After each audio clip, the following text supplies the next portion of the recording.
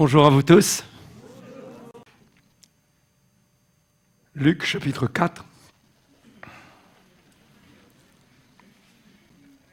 Luc chapitre 4 nous parle de la tentation du Seigneur. Jésus, rempli du Saint-Esprit, revint du Jourdain et il fut conduit par l'Esprit dans le désert, où il fut tenté par le diable pendant 40 jours. On ne réalise pas, mais cette expérience du Seigneur, c'est la nôtre. C'est l'expérience du Seigneur. Il a vaincu pour nous. Il a vaincu pour nous. Parce qu'il a été tenté, mais il n'est pas tombé. Et la Bible dit, rempli du Saint-Esprit, il fut conduit par l'Esprit dans le désert. Et nous ne réalisons pas, mais Dieu n'est pas celui qui nous tente, non. Mais Dieu nous met en position du monde, face au monde, dans des situations de tentation. Et le Seigneur veut nous faire expérimenter sa victoire. Sa victoire. Rempli du Saint-Esprit, il est conduit par l'Esprit. Quand la tentation est terminée, il est dit au verset 14, Jésus revêtu de la puissance de l'Esprit, retourna en Galilée. Et sa renommée se répandit dans tout le pays d'alentour. Il enseignait dans les synagogues, il était glorifié par tous. Vous réalisez ce que la victoire dans les tentations, ce que ça peut produire dans notre vie. Nous étant des gens remplis du Saint-Esprit, Dieu nous conduit. Nous sommes conduits par l'Esprit de Dieu. Nous ne sommes pas par hasard, bien sûr. Il y a des situations de tentation qui sont voulues par le chrétien, qui sont recherchées. Là, on ne parle pas de tentation, on parle de chercher à aller pécher. D'accord. Mais le monde tel qu'il est, dans lequel on vit, nous sommes remplis de l'Esprit et le Seigneur, il n'a pas peur de nous conduire et de nous exposer. La Bible dit que Dieu étant fidèle, il ne permet pas que nous soyons tentés au-delà de nos forces. D'accord ? Il ne le permet pas. Mais pour ce qui n'est pas au-delà de nos forces, Dieu est fidèle dans la manière dont il nous conduit par l'Esprit parce qu'il veut qu'on grandisse. Il veut qu'on prenne des victoires. L'apôtre Jean, on va retourner sûrement plus tard dans Luc, au chapitre 2,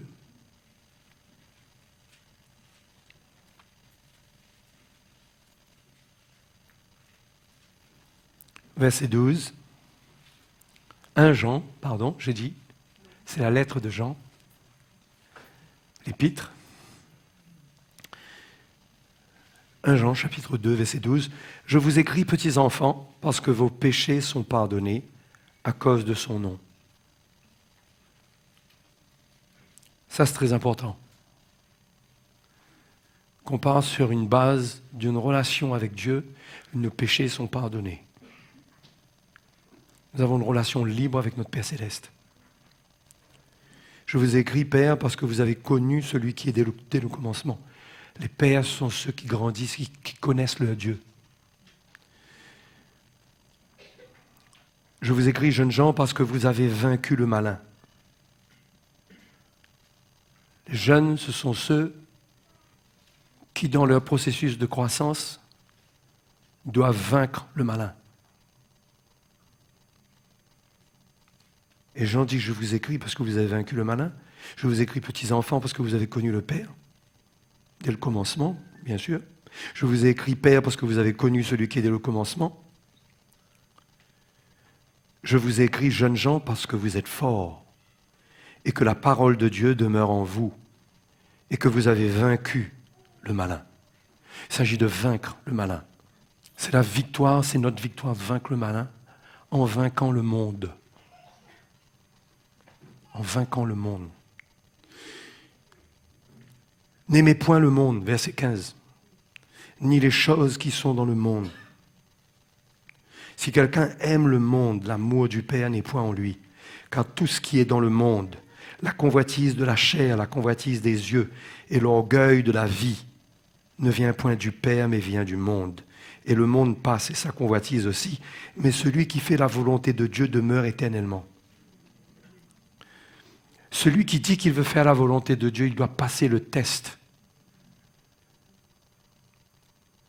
de la tentation face au monde, afin qu'il arrive à vaincre le monde et qu'il montre qu'il n'a pas l'amour pour le monde, qu'il n'aime pas le monde, qu'il aime le Père Céleste, qu'il aime Jésus,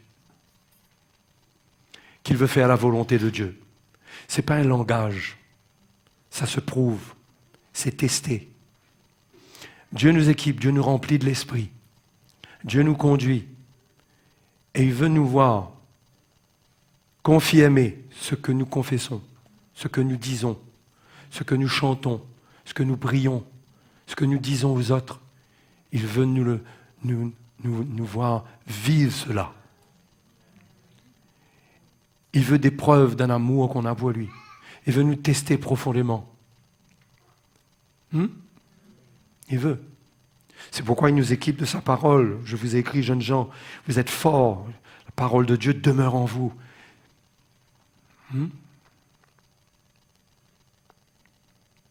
Et vous avez vaincu le malin. Notre vie de tous les jours, c'est de vaincre le malin. C'est de vaincre le monde. C'est de vaincre la convoitise de la chair, la convoitise des yeux et l'orgueil de la vie. Ce sont trois choses. Ce sont les piliers du monde, de la vie du monde, de la vie de la chair.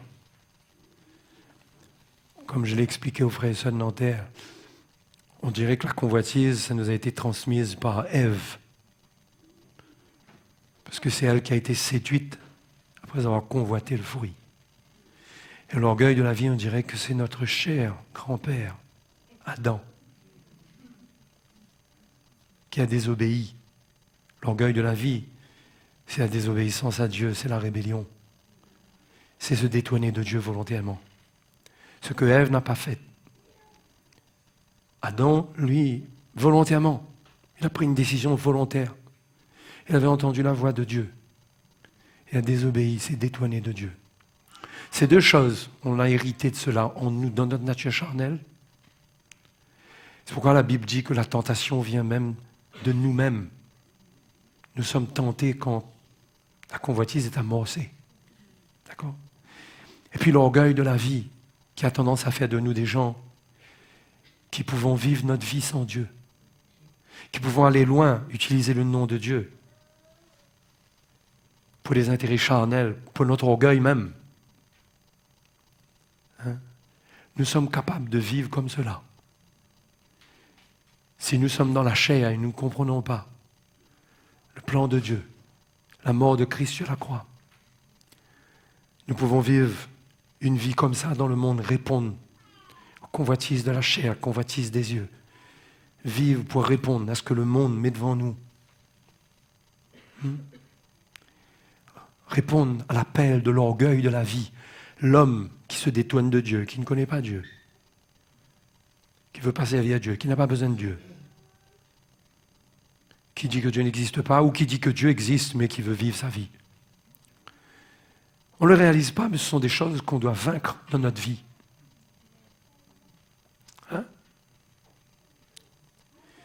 Si on regarde la tentation du Seigneur même, elle est empreinte de ces choses. Ce à quoi Jésus a été exposé au chapitre 4 de Luc. Il a dit qu'il fut tenté par le diable pendant 40 jours. Il ne mangea rien durant ces jours-là. Et après qu'il fut écoulé, il eut faim. Le diable lui dit, vous savez, quand on a faim, ce n'est pas le diable qui doit nous dire qu'est-ce qu'on doit manger. Quand on a un besoin, On ne doit pas écouter l'ennemi pour voir quoi faire. Si tu es fils de Dieu, ordonne à cette pierre qu'elle devienne du pain. Jésus lui répondit, il est écrit, l'homme ne vivra pas de pain seulement. Pourtant, il avait faim. Hein? C'est un appel, même si ça paraît légitime, mais c'est un appel aux besoins de la chair. C'est un début de réponse, si on répond à la convoitise, parce qu'on en a besoin. Il faut saisir l'occasion. Hein? Il ne faut pas croire que toutes les occasions sont bonnes pour nous. Les occasions produites lors de nos temps de besoin, il faut s'en méfier. Parce que ça passe vite pour être des occasions de Dieu. Mais ça peut être aussi des pièges du Seigneur. Des pièges du diable. Hein? Merci de m'aider. Parce que là, c'était grave, là.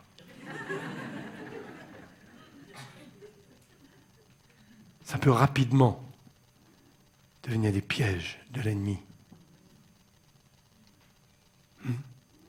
Quand on est animé de l'esprit de convoitise, on croit que tout ce qui est bien, tout ce qui se présente est bon. Et de Dieu. Ça ne peut pas ne pas être de Dieu, frère. Écoute, regarde la coïncidence. On va faire attention. Il faut toujours remettre en question les occasions. Hein? Le diable ayant élevé, lui montra en un instant tous les royaumes de la terre. Et il dit, je te donnerai toute cette puissance et la gloire de ces royaumes, car elle m'a été donnée. L'appel à l'orgueil. En même temps, la convoitise de toutes les choses qui sont dans le monde, mais la gloire de tous les royaumes, la gloire. Posséder des choses sans Dieu, faire son royaume, faire sa vie. Tout homme rêve d'une chose secrètement, quelque part, inconsciemment. C'est d'avoir son royaume, dans lequel on peut régner. On peut décider. C'est comme ça qu'un homme dont l'évangile ne traite pas la vie, quand il a un foyer, c'est son royaume. Surtout s'il est plus costaud que sa femme. Mais aujourd'hui, il arrive que la femme soit plus forte. Vous voyez? L'ennemi essaie d'attraper Jésus parce qu'il sait est dans la chair de l'homme. Et Jésus est venu dans la chair de l'homme. Comprenez? Mais il n'a jamais péché. Et l'ennemi essaiera toujours de vous attraper parce qu'il sait qui est dans votre nature. Parce qu'il sait ce qui est dans la chair de l'homme. Vous comprenez ça? Donc, quand vous répondez par rapport à ça, vous devez faire attention. C'est peut-être un appel sur un même réseau. Oh, c'est pas pour vous mettre le doute quant à vos bénédictions. S'il y a des choses, il y a des portes qui s'ouvrent, etc. ou quoi. Non, mais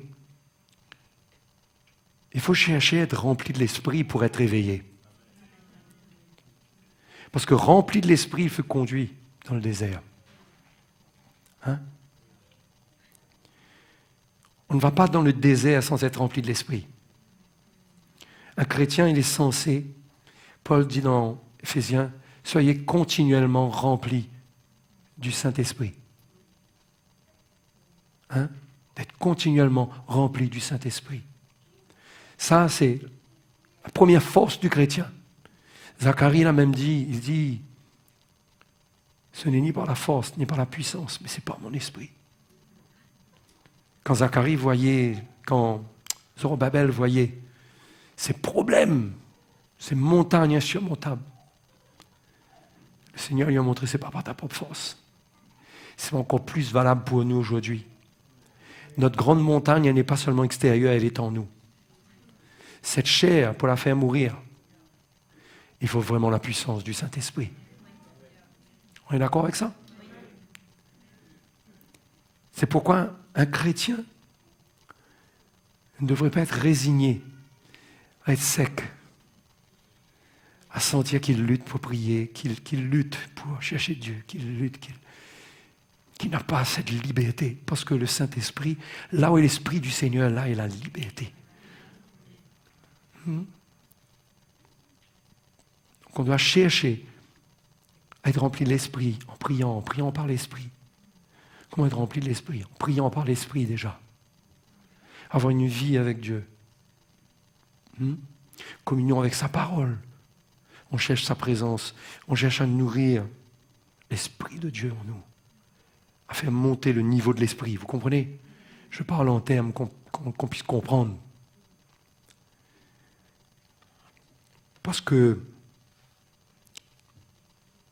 on ne peut pas, aucun de nous, par notre propre force, vaincre ce qui va venir. Oui. Par notre propre force. Si vous croyez que vous êtes capable, parce que vous croyez que vous êtes spirituel ou je ne sais pas trop, vous pouvez être gravement dans l'erreur. Il faut être vigilant. La Bible parle d'être vigilant chaque jour, prendre sa croix. Être rempli continuellement de l'Esprit. Le Seigneur nous assure la victoire si nous donnons les conditions spirituelles qu'il demande de nous. La victoire est assurée. D'accord? Là, je vous décris le cadre de la tentation pour vous montrer que nous aussi, on fait face à ça. La convoitise de la chair, la convoitise des yeux, l'orgueil de la vie. Au verset 9, le diable le conduisit. Bon, Jésus lui répond, bien sûr, il est écrit, tu adoreras le Seigneur ton Dieu, tu le serviras lui seul. Ça, c'est une clé pour vaincre l'orgueil. On veut servir Dieu et lui seul. Le diable le conduisit à Jérusalem, le plaça sur le haut du temple. Vous voyez comment le diable élève? Il élève. Monte un instant les royaumes de la terre, ensuite il le place sur le haut du temple et lui dit, si tu es fils de Dieu, jette-toi d'ici en bas, car il est écrit, il donnera des ordres à ses anges à ton sujet, afin qu'ils te gardent. Et ils te porteront sur les mains, de peur que ton pied ne heurte contre une pierre. Jésus lui répondit, il est dit, tu ne tenteras point le Seigneur ton Dieu. Et ça, c'est le gros point de l'Église de la fin des temps. C'est l'utilisation de la parole de Dieu au profit de la chair.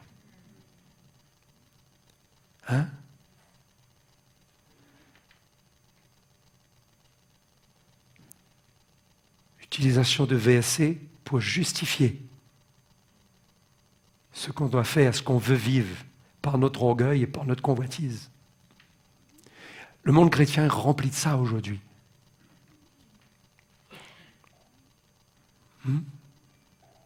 Rempli. Et le chrétien finit par passer à l'action en pratiquant une parole hors contexte. Et ce qu'il est en train de faire, en réalité, c'est quoi? C'est tenter Dieu. Parce que ce n'est pas ce que Dieu a dit. Vous comprenez? On ne peut pas jouer avec l'interprétation de la parole de Dieu. Il faut le message fondamental de la croix pour tirer une bonne interprétation de ce que le Seigneur dit partout, déjà. Il faut des ministères qui ont la révélation. Il faut un fondement apostolique. Il faut une révélation apostolique pour ne pas sortir la parole de Dieu de son contexte et pour que ça s'applique à notre vie, pour nous sécuriser, pour nous donner la victoire sur le mal. Sinon, la parole de Dieu elle-même sera utilisée contre nous et nous amènera à tenter Dieu. Ce qui est une chute grave.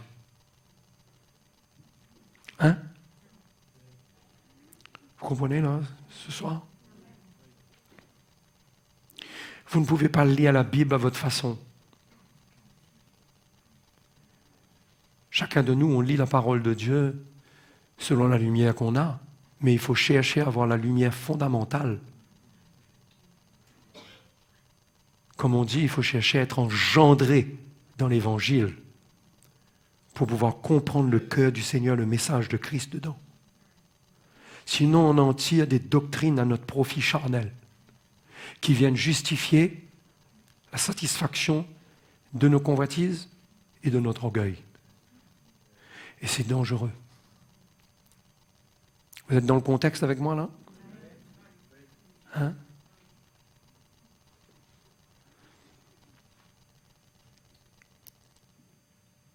Après l'avoir tenté de toutes ses manières, le diable s'éloigna de lui jusqu'à un moment favorable.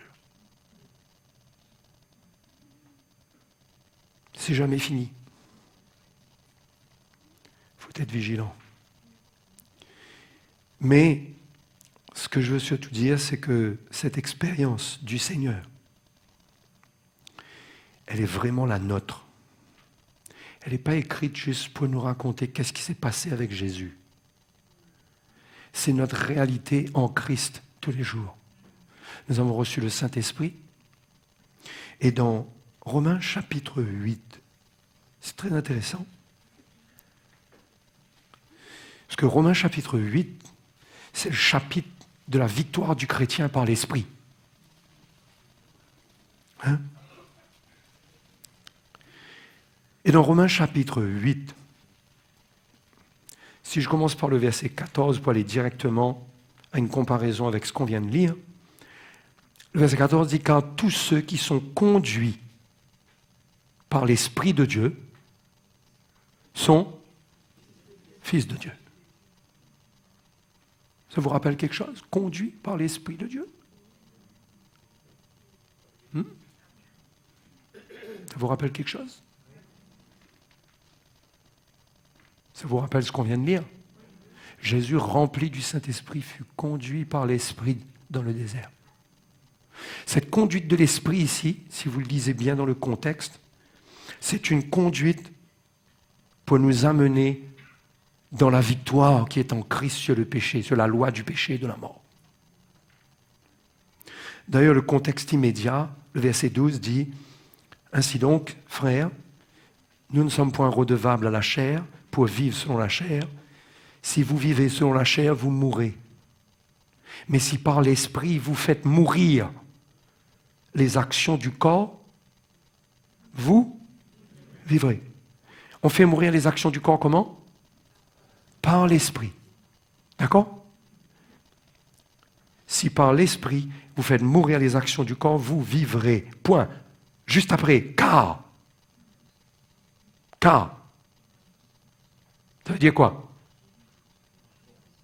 Il passe du coq à l'âne. Il transmet une pensée directement en relation avec ce qu'il vient de dire. Car tous ceux qui sont conduits par l'Esprit de Dieu. C'est-à-dire que l'Esprit de Dieu nous conduit dans des situations pour faire mourir les actions du corps. Non? Ah ben, ça ne parle pas d'un Dieu qui nous tente lui-même sans attention. Non, non, non, non, non. Nous avons l'Esprit de Dieu et Dieu gère tout dans notre vie. Le Seigneur ne nous encourage pas à nourrir notre chair, à produire de la tentation en nous-mêmes. Parce que c'est ce que Jacques dit. Jacques chapitre 1, me semble.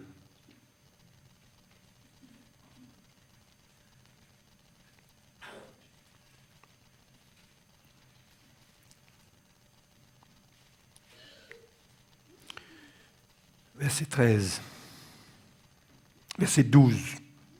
Heureux l'homme. Ça va? Verset 12. Chapitre 1, verset 12. Tout le monde me suit?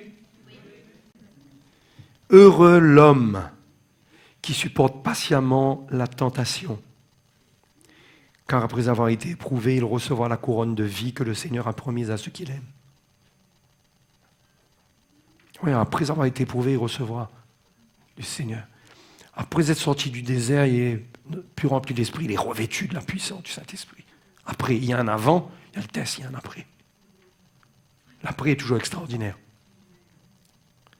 Que personne, verset 13, lorsqu'il est tenté, ne dise « c'est Dieu qui me tente ». Car Dieu ne peut être tenté par le mal.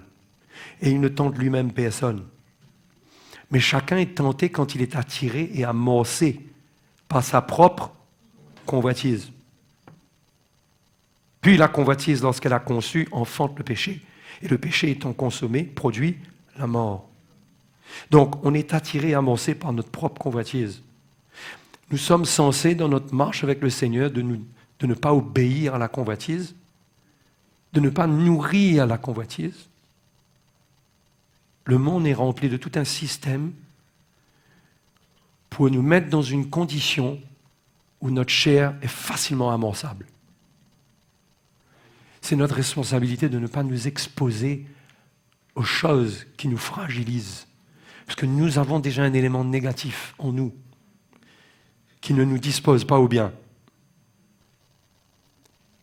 Il ne s'agit pas en plus d'aller l'équiper pour tomber. Ok. Bon, on revient. Romains chapitre 8.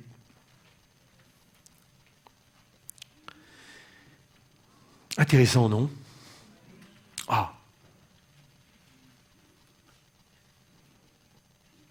Je vais vous dire, j'ai eu cette petite lumière qui est venue dans mon cœur ce matin. Il y a des choses que je vois de temps en temps, mais parfois, waouh!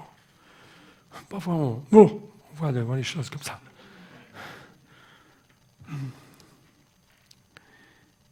Donc, je relis.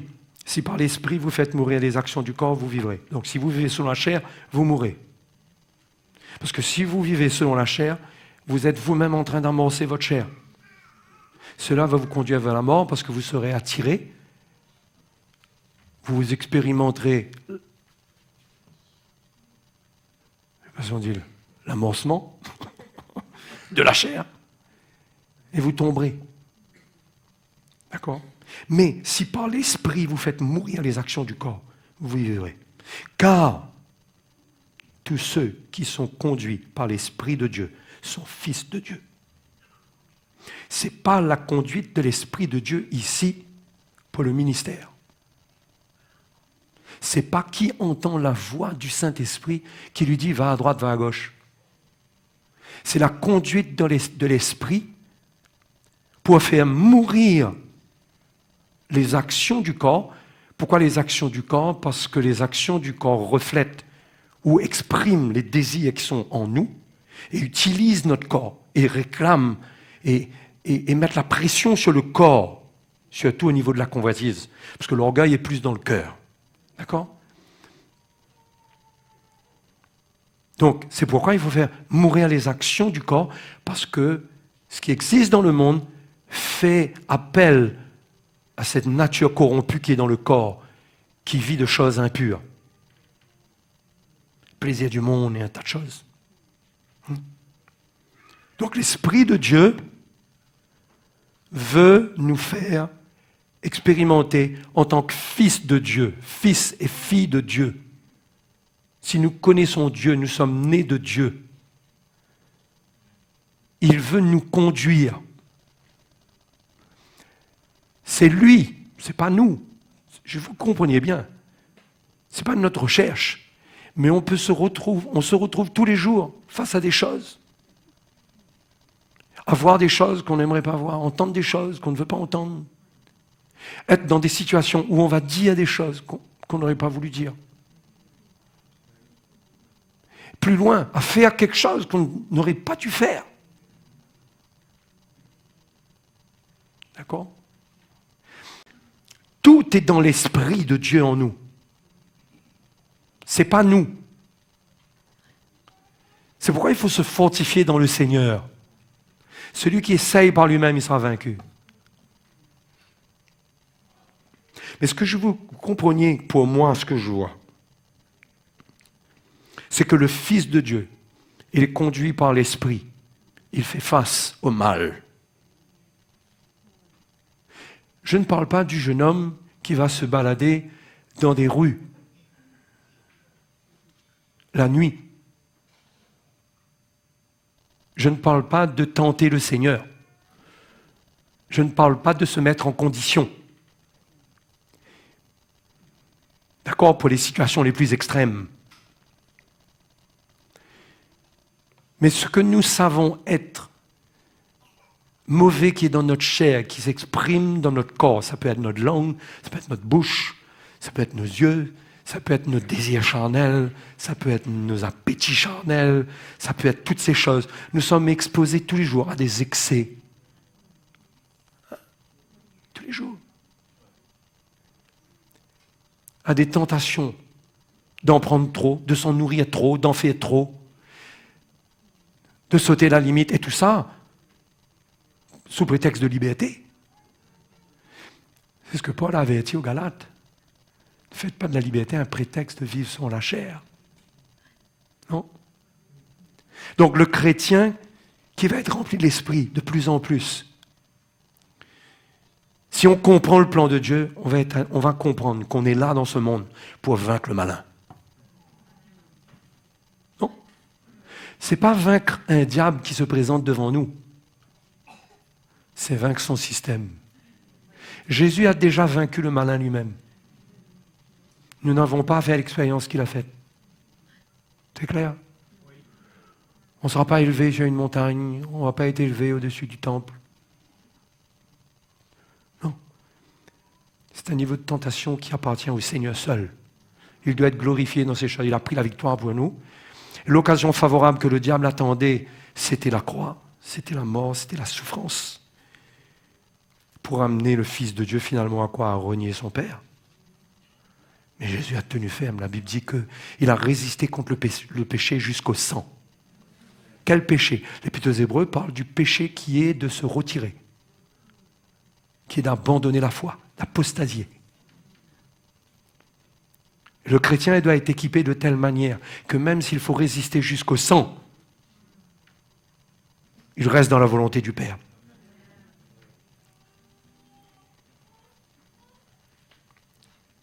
Il faut s'équiper. Hein? Il faut s'équiper, il faut prendre tout ce que Dieu nous donne. Tout ce que Dieu nous donne. Pierre dit, sa divine puissance nous a donné tout ce qui contribue à la vie, à la piété. Il faut prendre tout, les frères et les sœurs. Il ne faut rien négliger de tout ce que la parole de Dieu nous montre. Les Écritures, la prière, la communion fraternelle, les enseignements, s'enrichir, se fortifier pour être capable de discerner le mal, pour vaincre le mal là où personne ne le voit. Mais toi, tu l'as vu, tu as vu le malin. Et tu n'es pas mystique. Tu ne sors pas de là en disant tu as vu le diable dans quelque chose. Non, non, non, non, non.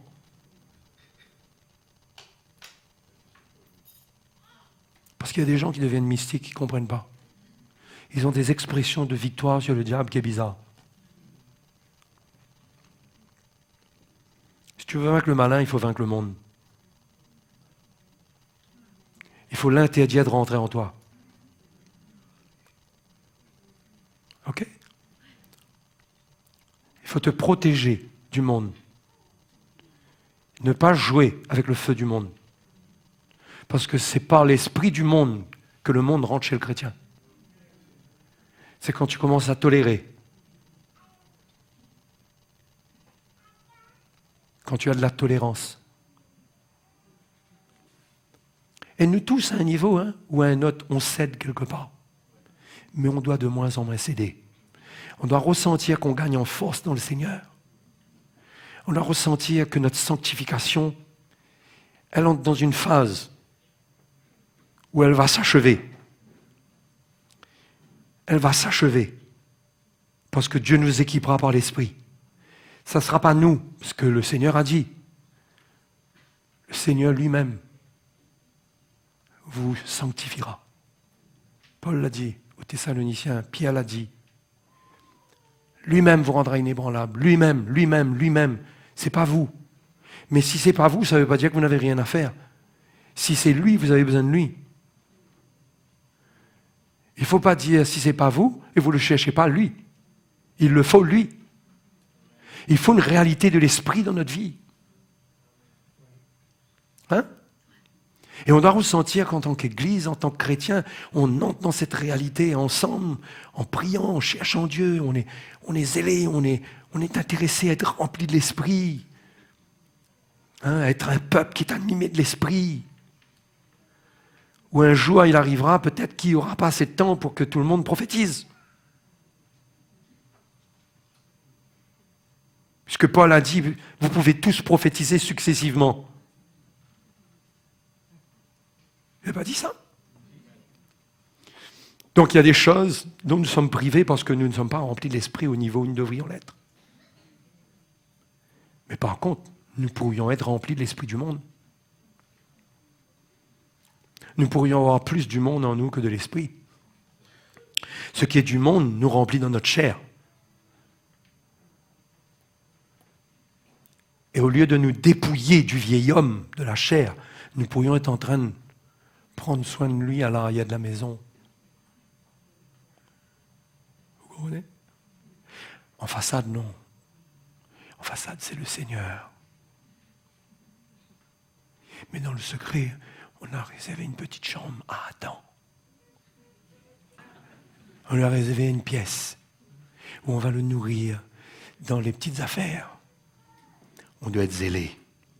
Frères et sœurs, nous tous, on a cette petite pièce-là quelque part. On peut avoir, peut-être qu'on ne le voit pas, mais Dieu va ouvrir nos yeux.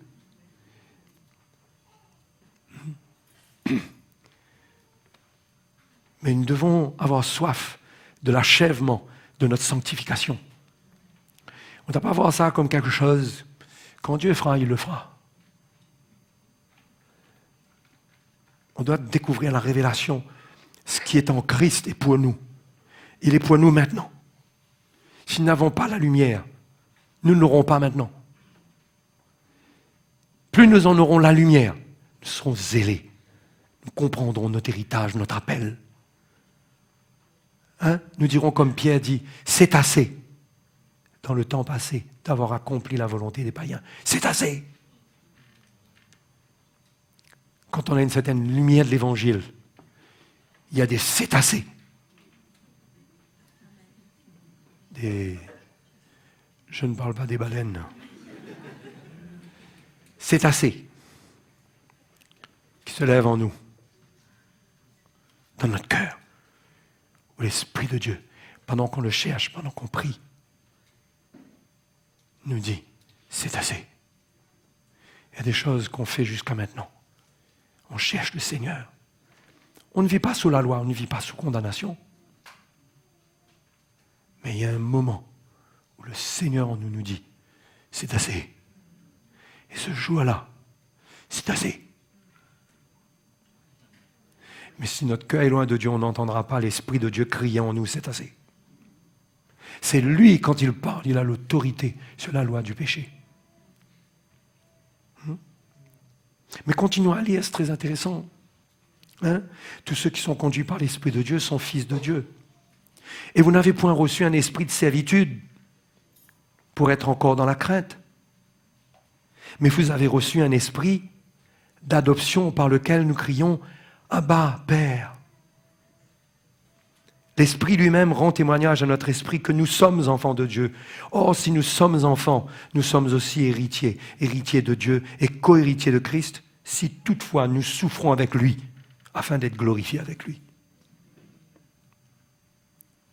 Qu'est-ce que Paul est en train de dire?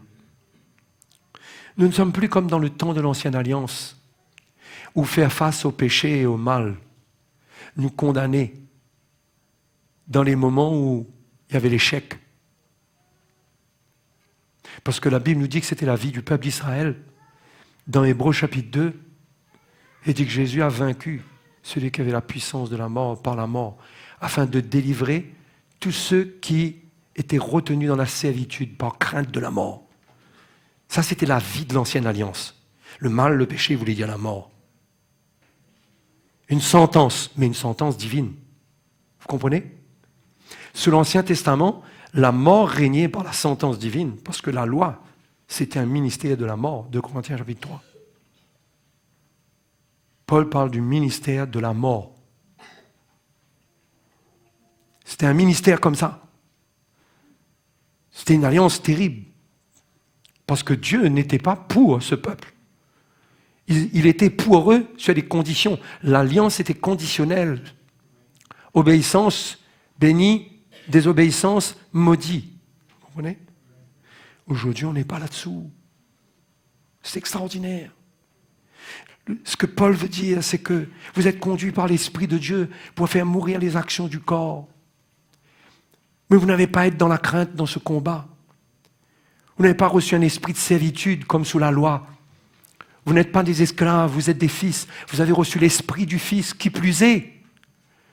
L'esprit du Fils en vous vous fait crier vers Dieu comme Jésus a crié à la croix. À Gethsémani, Abba, Père. Abba. C'est l'intime relation avec Dieu. En Christ, nous avons été introduits dans une relation intime avec Dieu, où Dieu ne nous condamne pas, mais veut nous équiper pour nous donner la victoire. Et si quelque part, nous échouons à un certain niveau, nous n'avons pas à être dans la crainte, mais nous devons continuer à le chercher. Hey.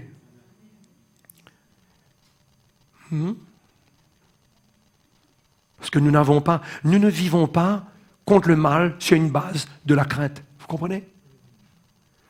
C'est pas j'ai peur de ce qui m'arrivera. Bien sûr, ce qui m'arrivera avec le mal, c'est jamais joli. Mais c'est pas ce qui me motive. Au fait, ce qui faisait peur sous l'ancienne alliance par rapport au mal, c'était l'attitude de Dieu qui condamnait. La mort venait parce qu'il était établi par l'alliance. Je ne sais pas si je vais arriver à me faire comprendre.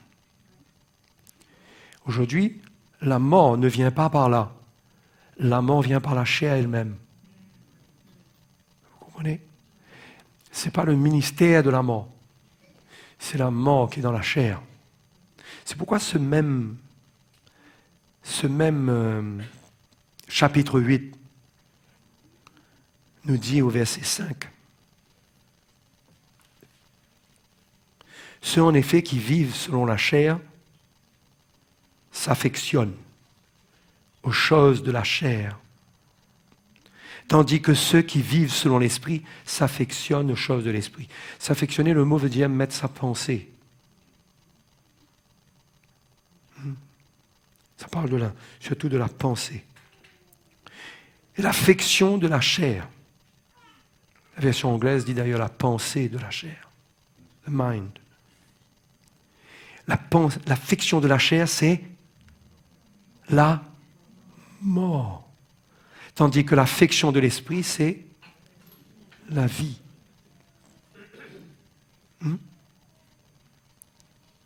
Donc, la mort vient comment?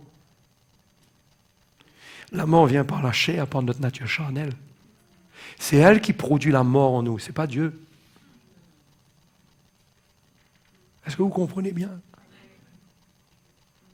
C'est différent. L'alliance, dans son alliance, Dieu ne déclare pas la mort pour celui qui tombe quand il se repent. Mais quand il tombe, l'effet du péché en lui, quelque part, amène une mort. Parce que Jacques l'a dit, quand le péché est consommé, cela produit quoi? La mort. Parce que c'est la nature du péché. Hein? C'est pourquoi un verset important dans Romains 8, c'est le premier verset. Tout le monde connaît ce verset. Il n'y a donc, ce qui veut dire que Paul vient à une conclusion par rapport à ce qu'il a partagé avant. D'accord? Il n'y a donc maintenant aucune condamnation pour ceux qui sont en Jésus-Christ. Ça, c'est important. Aucune condamnation. La mort, oui, elle peut se manifester par l'action du péché. Et un chrétien qui demeure dans le péché, qui vit dans le péché, qui joue avec le péché, il peut finir par mourir carrément spirituellement. Ah oui.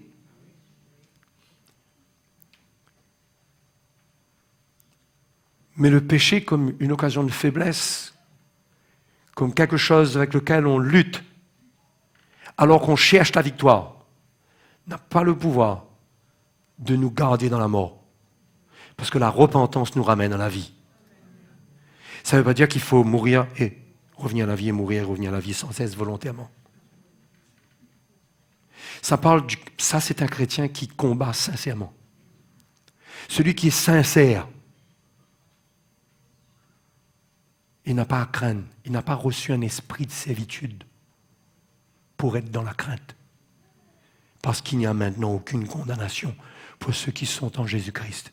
Quand on est en Jésus-Christ, on est un fils. On appartient à Dieu. Ça nous de jouer la bonne carte. Dieu maintenant, on est fils, il n'y a plus de condamnation. Il nous a remplis de l'esprit. Pourquoi? Verset 2. Regardez le verset 2. En effet, la loi de l'esprit de vie en Jésus-Christ m'a affranchi de la loi du péché et de la mort. C'est cette puissance-là qu'on doit expérimenter d'une manière réelle. C'est elle qui nous libère des effets de la mort qui est dans la chair. C'est elle, les frères et sœurs. C'est la loi de l'esprit de vie. La loi de l'esprit de vie est puissante dans notre vie quand nous sommes remplis du Saint-Esprit. Il ne peut pas y avoir une loi de l'esprit de vie si on est sec. On est rempli du monde, on a le langage du monde, on a la vie du monde, et on est rempli de l'esprit. Oui, je suis rempli de l'esprit, j'ai été baptisé du Saint-Esprit il y a 20 ans. Je suis désolé, mais il y a beaucoup de lacs en Afrique qui étaient remplis d'eau il y a 20 ans de ça. Mais qui depuis, il n'y a rien dedans. Ce n'est pas une expérience du passé. On doit chercher à être rempli du Saint-Esprit. Pour expérimenter la loi de l'esprit de vie en Jésus-Christ. Car chose impossible à la loi, parce que la chair la rendait sans force. Dieu a condamné le péché dans la chair, en envoyant à cause du péché son propre Fils dans une chair semblable à celle du péché. Et cela afin que la justice de la loi soit accomplie en nous, qui marchons non selon la chair, mais selon l'esprit. Hein?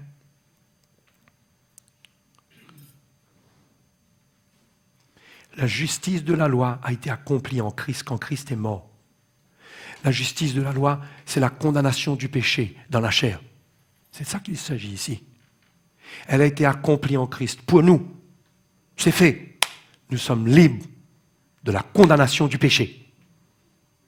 C'est pourquoi la Bible dit, si nous confessons nos péchés, il est fidèle et juste pour nous les pardonner.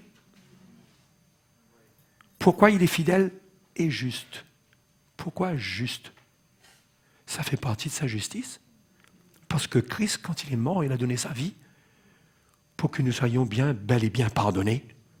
Ça veut dire que lorsqu'on viendrait chercher le pardon dans nos moments de chute, qu'on trouve cela sans problème, non pas comme sous la loi, mais sans problème. C'est déjà là. Jésus est mort une fois pour toutes. Pour ceux qui le cherchent, il est toujours là. Il est fidèle et juste. Il ne rejette aucun de ses enfants qui est tombé. Si tu es en lutte contre le péché dans ta vie, n'abandonne pas le combat.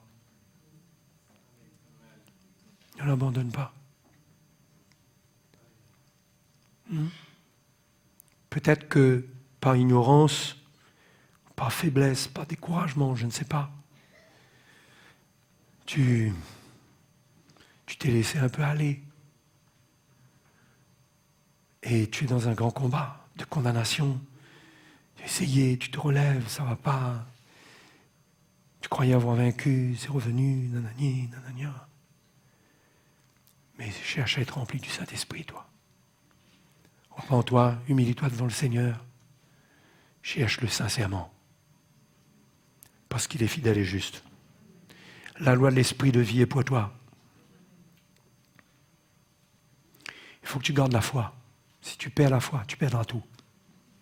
Si tu gardes la foi, la grâce de Dieu sera avec toi.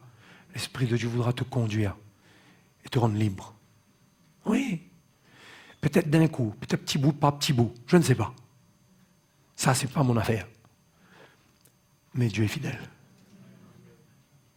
N'abandonne pas le combat. Ne te décourage pas. Parce que l'œuvre de l'ennemi, c'est de venir agiter une épée qui ne coupe plus.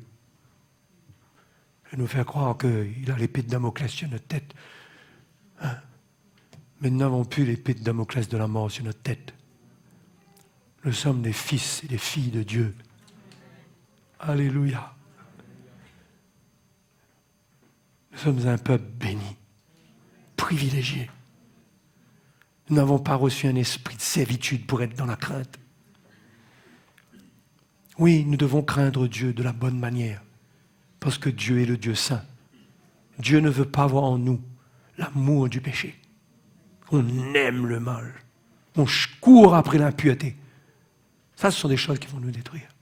Mais celui qui est en combat, et qu'au fond de lui, il sait qu'il aime le Seigneur, continue à chercher le Seigneur, mon frère. Continue à le chercher. Ne te décourage pas. Humilie-toi. Parce que tu n'as pas reçu un esprit de servitude. Mais l'esprit du Fils qui crie « Abba, Père, Papa, c'est trop fort pour moi, c'est trop pour moi cette coupe. C'est trop. » Hein? Peut-être que c'est votre cas. Vous dites c'est trop, j'y arrive pas. Mais allez devant lui. Oui, tenez-vous devant lui. Humiliez-vous, déchirez votre âme. Dites Seigneur, je ne peux pas. C'est dur. Et il te dira, moi j'ai vaincu pour toi. J'ai vaincu pour toi. Je te donne rendez-vous encore demain. Viens me chercher. Continue à me chercher. Sois patient. Garde la foi. Édifie-toi. Renverse la vapeur.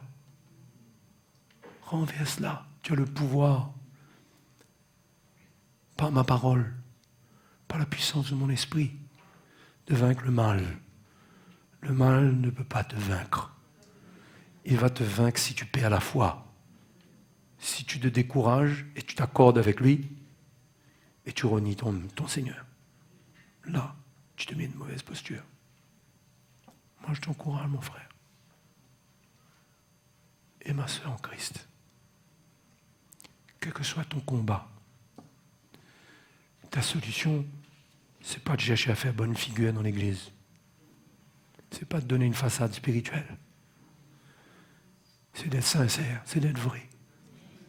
C'est d'être vrai, d'être ce que tu es, mais de chercher Dieu. Mais de chercher Dieu. Parce que là-dessus, tu n'as pas d'excuse. Et Dieu te donne la responsabilité. Jacques dit, approchez-vous de lui. Et il s'approchera de vous. Est-ce que c'est écrit, il s'approchera de vous et vous vous approcherez de lui? Qu'est-ce qui est écrit? Et c'est ça la volonté de Dieu. Donc, s'il te reste comme ça d'amour pour Dieu, ne laisse pas tout ça disparaître. Mais approche-toi du Seigneur. Il te donnera la vie. Il te donnera la victoire. Tu as perdu ton premier amour, il te le rendra à un moment ou à un autre. Il fera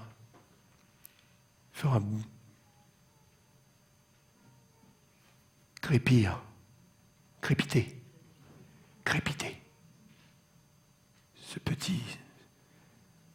Ce petit feu de bois, quand la croix est jetée dedans, ça va crépiter, ça va revenir. Ça va revenir. Donc moi je vous encourage comme ça ce soir. Vous êtes exposés, ne nourrissez pas. Vous sentez que vous avez été amorcé, humiliez-vous, allez chercher Dieu. Vous n'êtes dans aucun des deux cas, vous êtes bien que celui qui est debout prenne garde. Parce que tu as toujours la nature de la chair en toi. Souvent, ceux qui ont moins de réponses à la convoitise, ils sont plus enclins à l'orgueil. Oui. Parce qu'ils sont suédois. Ils ne comprennent pas ceux qui... Qu'est-ce que c'est que ça, hein? Tu as toujours des mauvaises pensées. Tu es toujours en train de parler de tes faiblesses. Et puis on juge. Et finalement, de l'autre côté, on a un stock d'orgueil comme ça.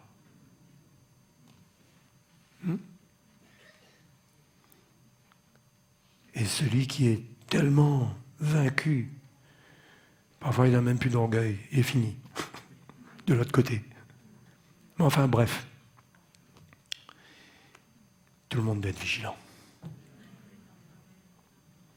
Et votre vigilance, elle est plus que contre un virus. Ouais, ça, on se lave les mains, on se lave, on lave. On évite tout ce qu'on peut éviter. Good.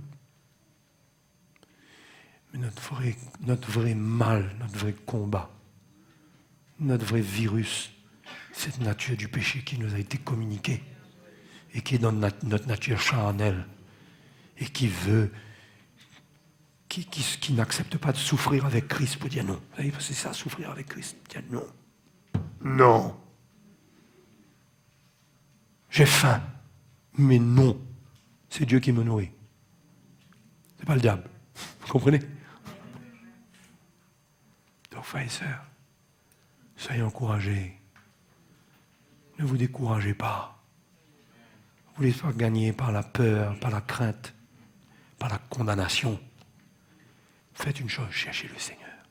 Allez vers lui. Venez à l'église, cherchez le Seigneur. Triomphez, parce que il vous a appelé. La conduite de l'esprit aussi, c'est que Dieu va vous équiper aussi par l'esprit pour faire mourir les actions du corps. Vous serez équipés. Il y a des moments, à force de chercher, il y a quelque chose qui va se passer. Le Seigneur te dira, mon fils, aujourd'hui, c'est ton jour. Et tu verras que ce jour-là, tu n'as plus le désir. Tu es libre. Il faudra que tu sois vigilant quand même, mais tu es libre. Merveilleux avec le Seigneur. Quel Dieu merveilleux. Allons nous lever, allons glorifier Jésus.